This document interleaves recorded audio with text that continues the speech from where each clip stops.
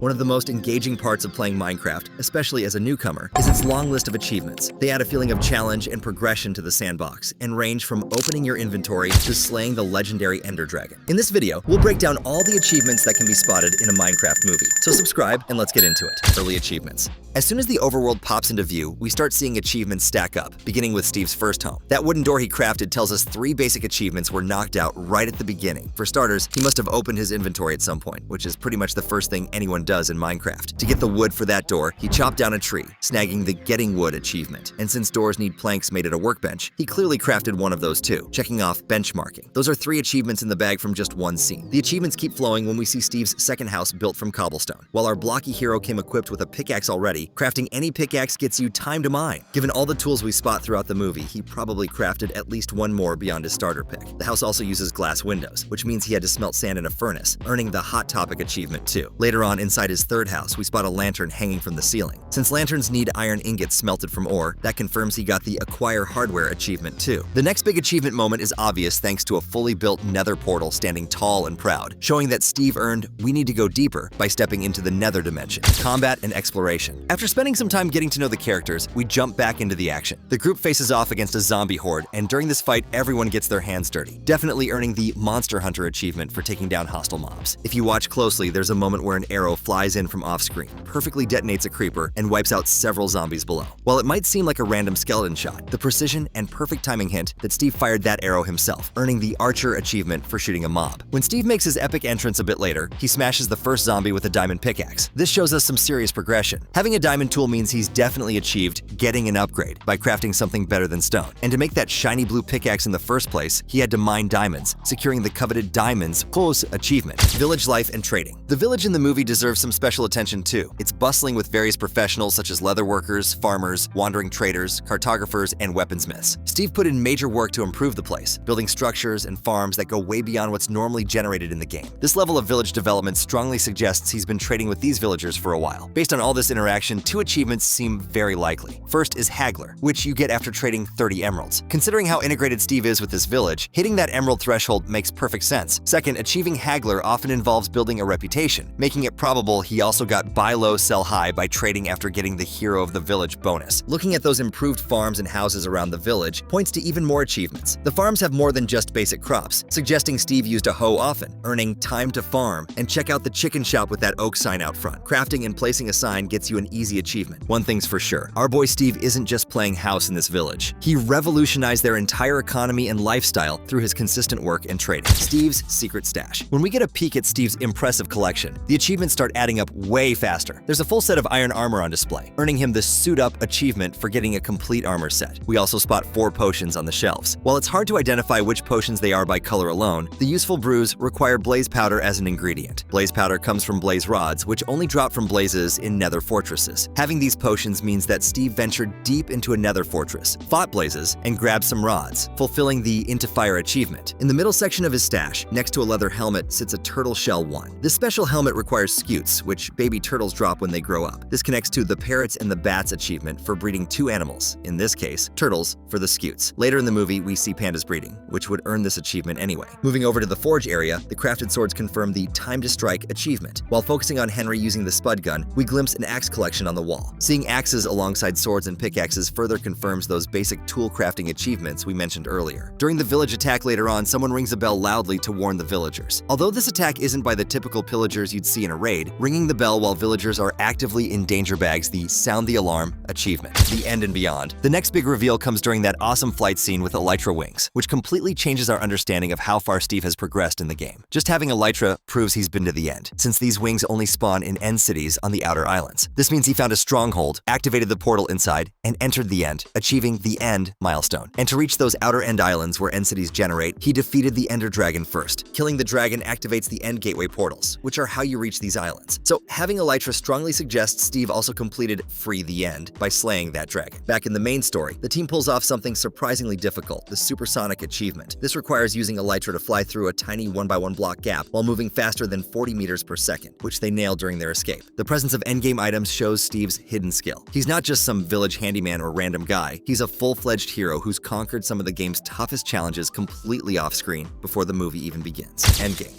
As we get to the chaotic mine sections near the end, achieving achievements start popping like crazy. The many traps going off show dispensers firing projectiles, checking off dispense with this. Then poor garbage man Garrett gets launched super high into the air by a slime block. Judging by how far he flies, the height looks enough for the trampoline achievement, which you get for bouncing at least 30 blocks upward. Next comes another one easy to miss. Diamonds to you. Although Steve gives the diamonds as part of a deal, rather than simply dropping them as the achievement states, the act of transferring diamonds to another character probably counts, at least for our sake. The last mine-related achievement is likely but not a guaranteed POP-PM, and that's on a rail. This requires traveling by minecart for at least 500 meters in one single direction. While the track does take an initial turn, the journey after that involves a super long and straight section powered by redstone, crossing a massive bridge over a chasm, and blasting through a creeper pit. That straight part alone feels well over the 500-meter requirement for this achievement. Now, you might remember that totem we saw in Steve's stash earlier. These powerful items, totems of undying, only drop from evokers, which are the magic-wielding illagers found in mansions, like the one we see near the end of the movie. Having a totem means that Steve previously defeated an evoker, earning the Feeling Ill achievement. When our heroes later wake up in a hut at a mushroom biome, they're sleeping on blue beds. Someone had to craft those beds and dye them blue, fulfilling the basic Sweet Dreams achievement for sleeping in a bed. Walking outside, the doorway is decorated with 2 small trees planted in flower pots. Making and placing a flower pot earns the pot planter achievement. As the team gears up for the final epic battle, they rack up even more achievements. Using bones they collected, they successfully tamed more than 5 wolves, earning Leader of the Pack. They also built several iron golems to help defend, completing the Bodyguard achievement. During the final showdown, Henry needs to reach a high ledge quickly, so he throws an ender pearl and teleports to the top of the obsidian portal structure. Given the serious height involved, this throw was probably over 100 meters, earning the Beam Me Up achievement, the final count. With the bad guys finally defeated, order restored to the world, let's add up all the achievements we can guess took place based on what we saw in the movie. Throughout the whole story, we have 31 direct achievements that were clearly shown or strongly implied on screen. Plus, there are another 8 achievements that fall into pretty good chances based on context clues and the items Steve possessed. That brings our grand total to 39 achievements unlocked during the adventure. Considering Minecraft has around 130 total achievements in the base game, Steve and his buddies managed to knock out roughly 30% of the game's challenges during their blockbuster debut. Not too shabby for a bunch of pixelated heroes just trying to save their cubic world. What makes this achievement hunt even more interesting is how it reveals Steve's progression through the game. He didn't just stick to one aspect of Minecraft, he mastered multiple gameplay systems and truly explored all of the features from the many updates. From basic survival skills like crafting tools and gathering resources, to advanced combat against hostile mobs, to social interactions with villagers through trading, even to epic dimension-hopping adventures in the Nether and the End. He's been through it all. The filmmakers cleverly use these achievements as visual storytelling elements. Each tool, structure, and rare item we glimpse tells us something about Steve's journey without needing clunky expository dialogue to tell us what he's been through. His diamond pickaxe, his elytra wings, and his potion collection all serve as badges of honor that silently communicate his experience in the Minecraft universe. There are still plenty of challenges left for potential sequels, a subject we have a video on here. If you like this video, drop it a like and subscribe for more Minecraft movie content.